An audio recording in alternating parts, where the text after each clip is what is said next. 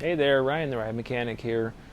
I just wanted to go over today, just wanted to say kind of funny stories, things that happen. Uh, these stories aren't really in depth, they don't require a lot of information, so they'll go pretty quick. Now get ready. Here we go. But I remember I was at the park one time and they had this teacup ride get called down for won't start. So anytime the operators go through and try to start a piece of equipment and it doesn't start, they're try it once or twice more, and then the solution is to call maintenance because something obviously isn't working right.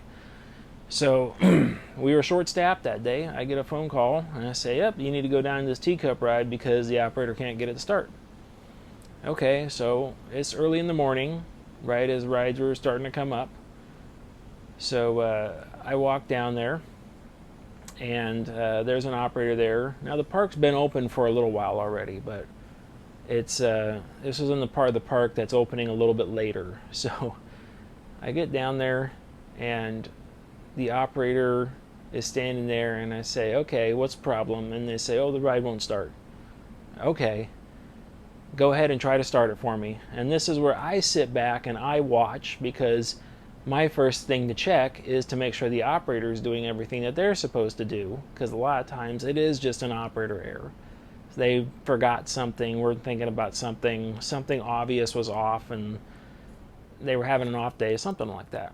So the kid goes, okay, so he goes over there, looks around, does his all clear to make sure no one's in the right area.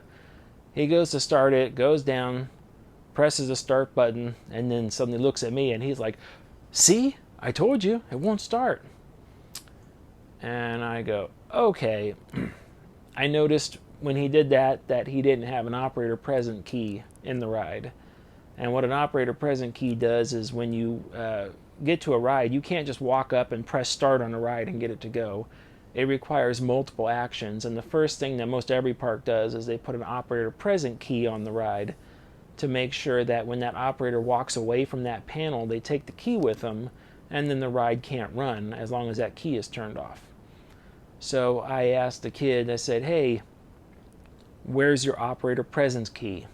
And the kid looked at me dead face and he said, "This ride requires a key?" And I was like, oh, okay, hold on. I'm like, take a break for a minute. And then I turned around and I called the supervisor, and I'm like, I don't know what happened in this area or who's taken over for who, but for some reason, this operator didn't know that this ride required a key to operate.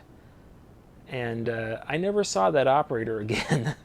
I don't know what happened to him.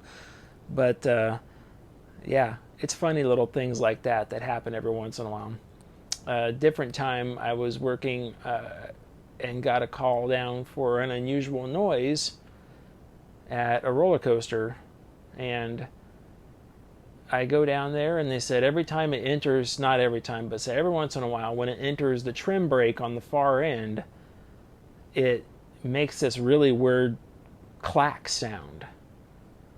And I said, okay, go ahead and start running the ride. The ride was unloaded at that point in time. Once it starts making a funny sound, they don't put people on it anymore. So I said, go ahead and start running the ride. They go, okay, they start running the ride. And I'm sitting there like 5, 6, 7 cycles, and I'm like, I don't hear anything. I'm just about to tell them to open the ride back up when it goes into that brake. And instead of that nice little clack, clack, clack, clack, clack sound, it goes in and goes clack, clack, clack, thud. And I'm like, what was that? And then I said, keep running it some more. They ran it some more, another 2 or 3 cycles.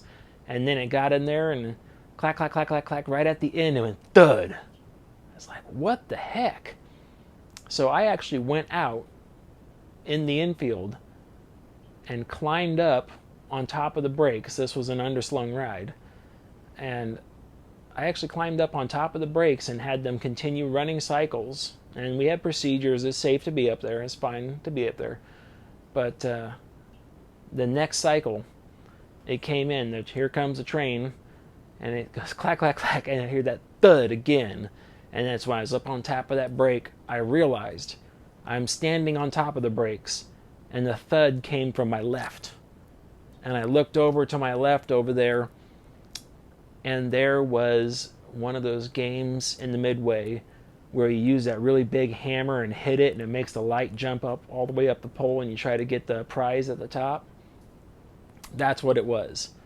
So, feel kind of stupid, but we all heard this sound. We all didn't know what it was. But after about 30 minutes of the ride being closed, it turned out just to be a game in the Midway across from it that every once in a while happened to be timed with that train coming in with the brakes. And then while I was explaining that to the operator, with the ride not running, we heard the thud again. And then everyone was like, oh, that makes sense. It's like, yeah. A similar story to that was we had a flat ride. It was a, let's see, it was a Huss Joker. Huss Joker. Everyone sat on the gondola like this, and the gondola went like this really fast around. And they got a call for an unusual noise, sounded like a squealing or a squelch or something like that. And the mechanic went out there for a while, called the ride back up, and he came back and he was laughing his butt off. And we said, what was it? And he had a very similar story to me. Heard it, ran it a bunch of times, heard it again. He got up behind the ride where the drive assembly was to listen to the drive assembly.